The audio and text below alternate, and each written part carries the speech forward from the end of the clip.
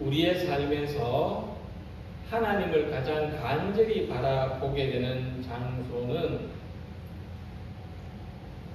교회나 성당이 아닙니다. 이보다 훨씬 더 하나님을 바라보는 장소는 전쟁터나 사고 현장이나 병원과 같이 고통에 처한 장소라고 할 수 있습니다. 우리가 하나님을 향해서 절실하고 간절히 기도하게 될 때 고통의 순간이기 때문입니다. 왜 사람들은 고통을 겪을 때 신의 존재를 찾습니까? 종교를 연구하는 학자들은 사람의 마음 깊은 곳에 하나님의 자리가 있다고 말합니다. 특히 고통은 우리의 무능함과 우리의 한계를 직면하게 하고 우리가 스스로를 구원할 수 없는 존재라는 것을 드러냅니다. 그래서 고통은 오히려 하나님을 찾는 기회고 하나님을 떠나서 공허했던 우리의 본질이 드러나는 기회인 것입니다. 하지만 많은 사람들이 자기 삶에 하나님의 자리가 비어있다는 것을 의식함에도 불구하고 하나님 대신에 다른 것으로 그 자리를 채우려고 합니다. 성경은 이런 것을 가리켜서 우상을 섬기는 행위라고 말씀합니다. 우리 삶의 중심에 자리를 잡는다는 점에서 하나님을 섬기는 대신에 우상을 섬기는 것이 우리에게 어떤 안심과 위안을 줄 수도 있습니다. 그래서 이 시대의 사람들은 미신 대신에 어떤 문명의 결과물들로 이 중심의 자리를 채우기도 합니다. 때로는 합리적인 생각이나 때로는 물질적인 것으로 하나님의 자리를 대체하기도 하는 것입니다. 하지만 그것은 잘못된 것을 잘못된 자리에 위치시키는 것이기 때문에 결코 완전한 위로가 될 수 없습니다. 결국 우리의 완전한 충만을 줄 수가 없습니다. 그런데 우리는 또 그럴 때마다 다른 우상들로 바꾸어 가면서 그 하나님의 자리를 대체하려고 하는 삶을 살고 있는 것입니다. 선박이 망망한 바다를 항해할 때 어디로 가야 하는지 알기 위해서 나침반을 의지했던 시절이 있었습니다. 이 나침반이 있으면 우리가 가려고 하는 방향을 향해서 안전히 나아갈 수가 있습니다. 다른 어떤 것이 나침반의 역할을 대신해 줄 수가 없는 것입니다. 나침반의 자리가 비어 있다고 그곳에 회중시계를 갖다 놓고 나침반 대용으로 삼을 수가 없는 겁니다. 이처럼 우리가 자기 삶의 목적지에 자기 삶의 중심에 하나님을 모셔야 더 이상 우리의 삶이 방황하지 않고 삶의 안전한 목적지로 나아갈 수가 있습니다. 오늘 함께 읽으신 이 시편은 순례자의 노래로 알려져 있는데 이 순례자는 성전을 향하여 고달픈 여행을 하는 사람입니다. 이 순례자에게는 이 험난한 길을 왜 가야 하는지 지속적인 동기부여가 필요합니다. 우리가 어떤 둘레길을 걸을 때도 중간에 오늘같이 더운 날에는 중간에 그만 걷고 싶을 것인데 그런데 우리가 목적한 것을 완수하려면 동기부여가 있어야 된다. 내가 왜 이 길을 가고 있는지 우리의 신앙생활도 마찬가지입니다. 우리 신앙생활에도 동기부여가 있어야 돼요. 오늘도 왜 예배에 나왔는지 그 의미가 우리에게 있어야 하는 것입니다. 그런데 이 시편을 보면 이 순례자는 다윗의 삶과 신앙을 언급하면서 순례의 길을 가고 있습니다. 다윗의 삶과 신앙을 자기의 동기부여로 삼고 있습니다. 특히 이 시편을 보면 이 다윗이 하나님을 중심에 모시고 살기 위해서 얼마나 애를 썼는지를 말해주고 있습니다. 이 하나님을 중심에 모시기 위한 이 다윗의 그 삶의 모습을 한 단어로 요약합니다. 여호와여 다윗을 위하여 그의 모든 겸손을 기억하소서. 자, 하나님을 자기 삶의 중심에 모시기 위한 다윗의 그 모습, 그 다윗의 그 열심은 겸손으로 요약되고 있습니다. 이 겸손은 하나님 앞에서 자기를 비우는 태도입니다. 그러니까 자기의 중심에 있는 자기를 비우고 그 중심에 하나님을 모시는 태도를 겸손이라고 말씀합니다. 그래서 겸손은 어떤 단지 하나님께 도움을 요청하는 자세를 넘어서 하나님을 자기 삶의 주권자로 인정하는 신앙이 겸손입니다. 그렇기 때문에 겸손은 하나님의 도우심을 의지하는 모습으로 나타날 수밖에 없습니다. 성경 말씀을 보면은 성경 말씀은 하나님의 도움이 필요 없는 사람들을 보여주지 않습니다. 오히려 큰 잘못을 저지른 사람, 무거운 짐을 지고 있는 사람, 그러면서도 중심에 하나님을 모신 사람들의 모습을 보여주고 있는 것입니다. 다윗은 그 대표적인 인물 가운데 한 사람입니다. 우린 다윗에게 어떤 취약점이 있었는지를 잘 압니다. 그는 육신의 유혹에 취약했습니다. 다윗의 이야기는 우리가 다 이 다윗처럼 연약한 사람이라는 것을 보여주고 있는 것입니다. 그래서 겸손은 자기 약함을 발견하고 또는 깨닫고 하나님을 의지하는 것이 겸손입니다. 심리학자 융은 사람이 자기 자신을 그대로 받아들일 수 있는 것이 인생에서 대단히 중요하다고 강조했습니다. 우리 모든 사람에게 해당됩니다. 나이와 상관없습니다. 그러니까 사람이 자기 생긴 모습을 그대로 받아들여야만 주어진 삶을 성공적으로 살아갈 수 있다고 강조했던 것입니다. 겸손은 자기 약함을 아는 것입니다. 그리고 그 약함을 받아들이고 하나님의 도우심을 의지하는 것입니다. 자, 이러한 겸손이 우리가 이러한 겸손을 가질 때 우리는 하나님을 향해서 헌신과 순종의 삶으로 나아갈 수가 있습니다. 자, 약한 사람, 자기 약함을 받아들이는 사람이 헌신과 순종으로 나아가는 삶을 살아갈 수 있을까?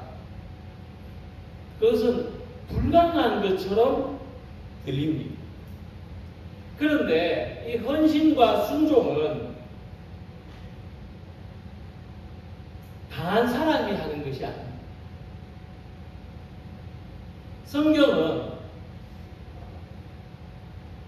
약한 사람들, 하나님의 도우심을 필요로 하는 사람들이 헌신과 순종의 삶을 제대로 살아갈 수 있었다고 말씀합니다.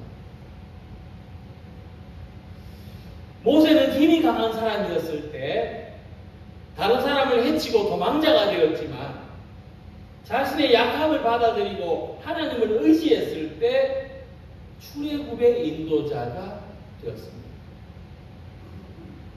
베드로는 자기 확신에 가득 차 있었을 때 내가 죽을지언정 예수를 부인하지 않겠다고 장담했지만은 하루도 못 지나서 예수를 모른다고 3번이나 부인했습니다. 하지만 베드로가 예수님의 부활하신 후에 자신의 약함을 받아들이고 주님의 사랑을 신뢰했을 때, 주님의 도우심을 의지했을 때 그는 교회의 목자가 되었던 것입니다. 베드로가 변심하여 이르되 주님 모든 것을 아시오매 내가 주님을 사랑하는 줄을 주님께서 아시나이다. 이렇게 베드로는 자기 약함을 주님 제 약한 것을 아시지 않습니까? 그래서 이제는 내가 주님을 사랑한다 이렇게 예전처럼 장담하는 사람이 아니라 주님이 알아주시는 사랑을 간직하고 살아가는 사람이 되겠습니다. 그랬을 때 주님께서 내 양을 먹이라 하고 말씀하시는 것입니다. 자신의 약함을 받아들이고 하나님의 도우심을 의지하는 다윗은 헌신을 선언했습니다.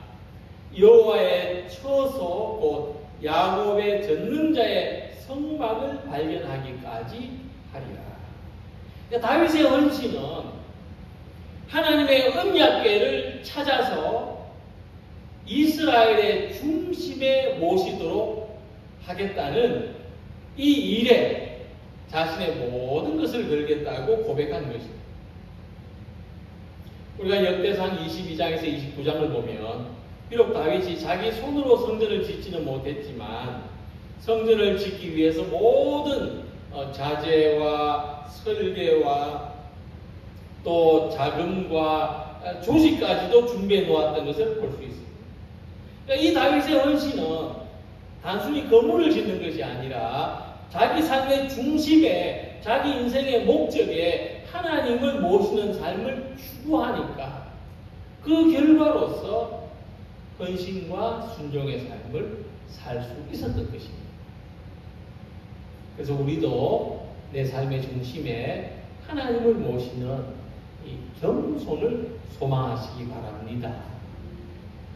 그래서 우리가 약하고 부족한 사람인 것을 우리 스스로 받아들이고 인정하고 고백하지만은 그러나 이 약함 위에 이 부족함 위에 하나님의 도우심이 임하여서 이로 말미암아 평생토록 헌신되고 충성된 삶을 살아가는 우리 성도님들이 되시기를 기원합니다.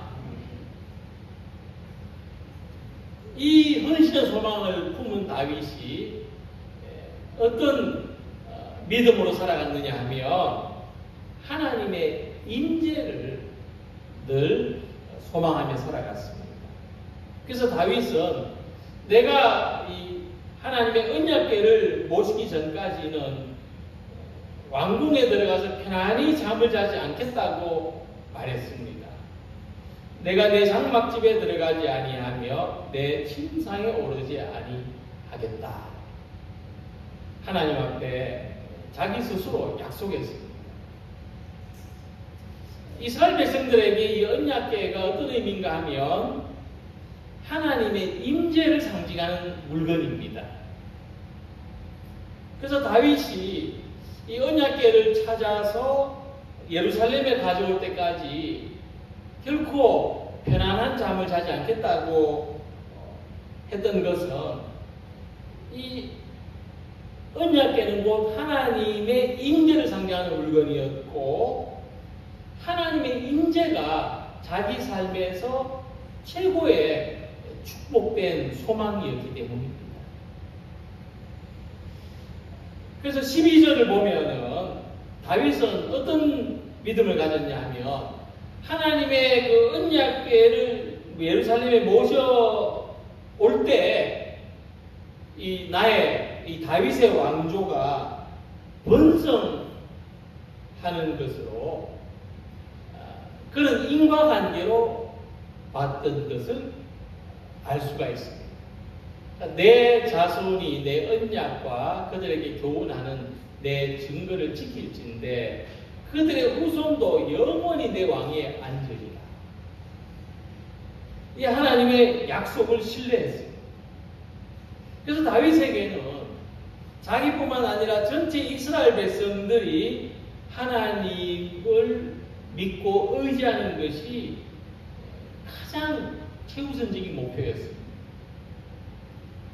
하나님이 함께 하실 때, 하나님의 임재가 있을 때 왕은 올바른 정치를 할 수밖에 없고 백성들은 편안한 삶을 누릴 수가 있기 때문입니다.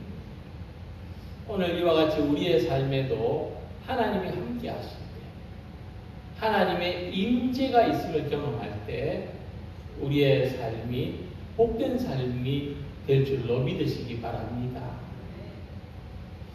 출애굽한 이스라엘 백성들이 시내산 아래에서 뭘 했느냐 하면 금송아지 우상을 만들어 숭배했습니다. 왜 그랬을까? 말씀을 보면 금송아지 형상이 그들을 인도해 줄 것으로 기대했기 때문입니다. 그래서 출애굽기 32장 1절 보면 이 백성들이 아론에게 말하기를 우리를 위하여 우리를 인도할 신을 만들라고 했고, 그래서 아론이 그들로부터 금붙이들을 모아가지고 만들었던 것이 금송아지 형상입니다. 그런데 이때 모세는 뭘 하고 있었느냐 하면 모세는 산 위에서 하나님의 말씀을 듣고 있었어요. 출애굽기에 기록된 이 하나님의 말씀은 하나님께서 이스라엘 백성들을 어떻게 다스려야 될지, 그들을 어떻게 인도해야 될지를 알려주는 말씀이었습니다. 그래서 모세가 이 하나님의 말씀이 새겨진 계명을 들고 산 아래로 내려왔습니다. 그랬을 때 이 백성들이 금송아지 우상을 숭배하는 것을 보았습니다. 말씀이 임하였을 때 금송아지 우상은 부서질 수밖에 없었습니다. 이 이야기가 우리에게 주는 의미는 하나님의 말씀이 임하면 우리는 자기 삶의 중심에 새겨놓은 만들어 놓은 모든 우상이 부서지게 된다고 하는 것입니다. 하나님의 말씀이 우리 중심에 있는 우상을 부서뜨립니다. 그래서 이후에 보면 이스라엘 백성들은 언약궤를 중심으로 움직입니다. 광야는 길이 보이지 않았지만 언약궤를 말씀을 중심으로 움직일 때 그들은 광야를 헤쳐나갈 수 있었습니다. 다윗이 그런 마음입니다.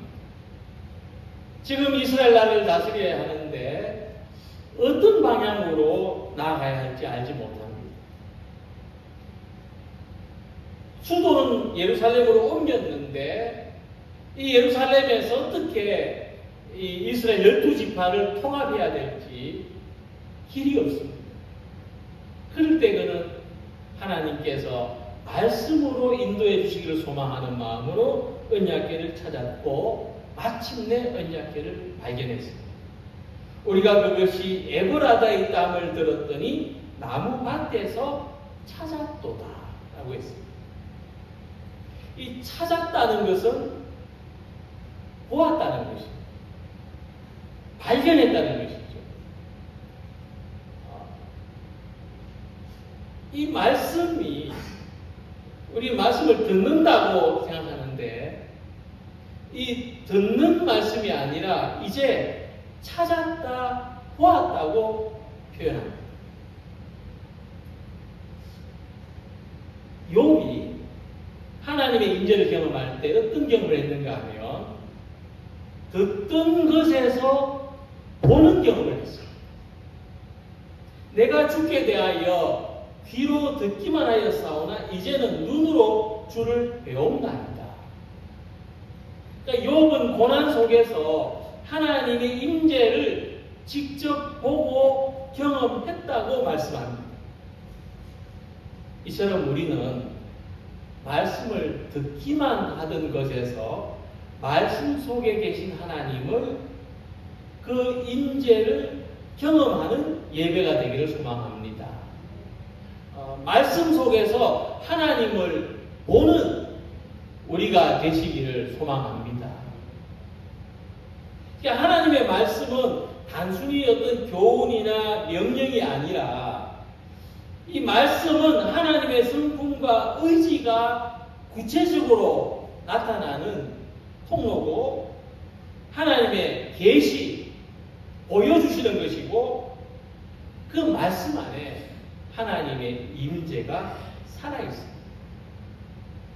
그래서 하나님의 말씀이 선포되는 예배가 곧 하나님의 임재의 자리고 하나님의 임재를 보는 자리입니다. 예레미야 선지자는 영적으로 무감각해진 이스라엘 백성들을 향해서 너희가 온 마음으로 나를 구하면 나를 찾을 것이요 나를 만나리라고 말씀했습니다. 하나님은 어디에나 계시지만 하나님의 임재를 보고 경험하는 것은 누구에게나 주어지는 것이 아니라 하나님을 간절히 찾는 사람에게 주어집니다. 이 예배의 자리는 하나님의 임재를 간절히 찾는 자리입니다. 하나님께서 예배가 살아있는 자리, 말씀이 역사하시는 공동체에 임하시기를 소망합니다. 우리가 말씀으로 임하신 하나님을 만나고 욥과 같이 하나님이 나와 함께 하시는 것을 보는 성도들이 되시기를 소망합니다. 병원에 신방하다 보면 옆 침대에 누운 분이 자기도 기도 좀 해달라고 부탁하는 일이 가끔 있습니다. 신앙을 가지지 않은 사람도 수술을 앞두고 있거나 큰 병에서 회복을 원할 때 기도를 청합니다. 하나님이 도우시기를 바라는 것이 신앙이죠. 근데 다윗에게서 볼 수 있는 남다른 모습이 있는데 다윗은 불안해서 하나님을 찾은 것이 아니고 믿음의 토대 위에서 하나님이 함께 하시기를 소망했다는 내용입니다. 물론 하나님이 도우시는 삶은 모든 사람에게 필요합니다. 우리가 삶이 절실해서 하나님을 찾게 되지만 우리가 하나님이 계시다는 것을 믿으면 다윗처럼 그 다음으로 나아갈 수가 있습니다. 하나님이 인도해 주시기를 맡기고 소망할 수가 있습니다.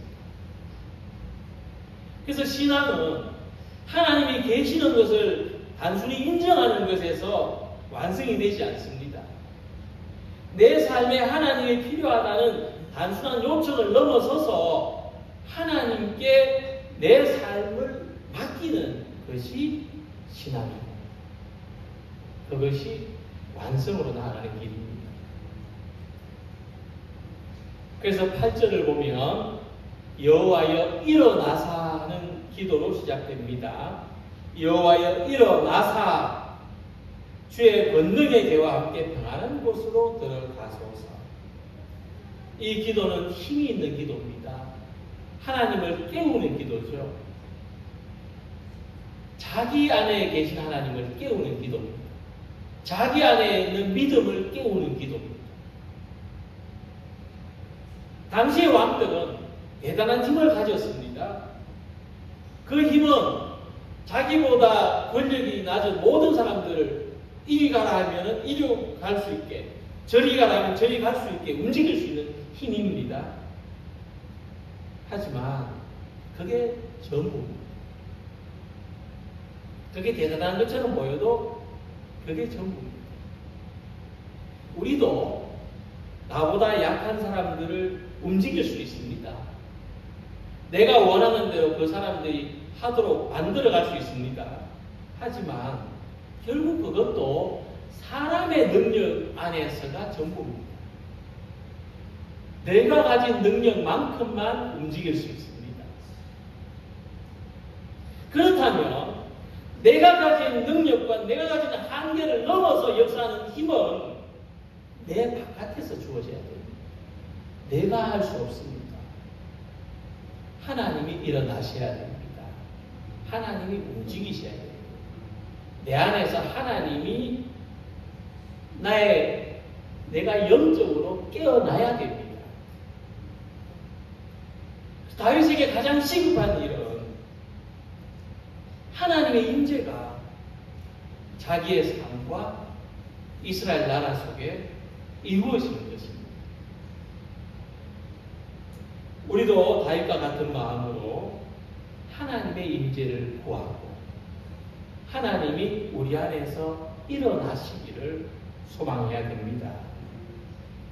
그래서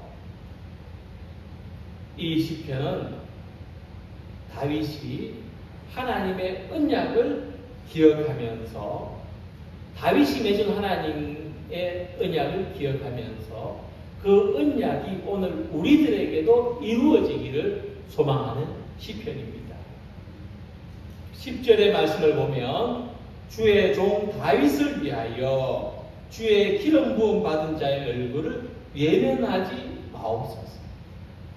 하나님이 다윗의 기도를 들으시고 여호와여 일어나소서. 주의 권능의 궤와 함께 평안한 곳으로 들어가시고 우리도 그 평안을 누리게 하옵소서 기도했을 때 하나님이 그 언약을 이루어 주신 거죠. 하나님 우리의 기도도 이루어 주시옵소서. 우리도 다윗과 같은 겸손으로 다윗과 같은 하나님의 임재를 소망하는 예배로 다윗과 같이 하나님이 일어나셔서 우리를 평안으로 인도해 주시기를 바라는 마음으로 예배하오니 우리의 기도를 들어주소서. 이런 뜻입니다. 오늘 맥주 감사 주일입니다. 우리는 이 시인처럼 하나님의 은혜를 받은 사람들, 하나님의 언약을 경험했던 사람들을 봅니다. 그들의 중심에는 하나님이 계셨습니다. 그들의 삶의 중심에는 하나님의 자리가 있었습니다. 오늘 우리들도 이와 같이 하나님을 중심에 모신 삶, 하나님께서 우리와 함께 하시는 삶, 하나님이 일어나셔서 역사하시는 삶을 소망합니다. 그래서 우리의 삶 전체가 감사가 되기를 원합니다. 하나님의 말씀이 역사하셔서 이전과 같이 지금과 같이 앞으로 우리를 평안으로 인도해 주시기를 소망하며 살아가는 우리 모두가 되시기를 주님의 이름으로 기원합니다. 기도드리겠습니다.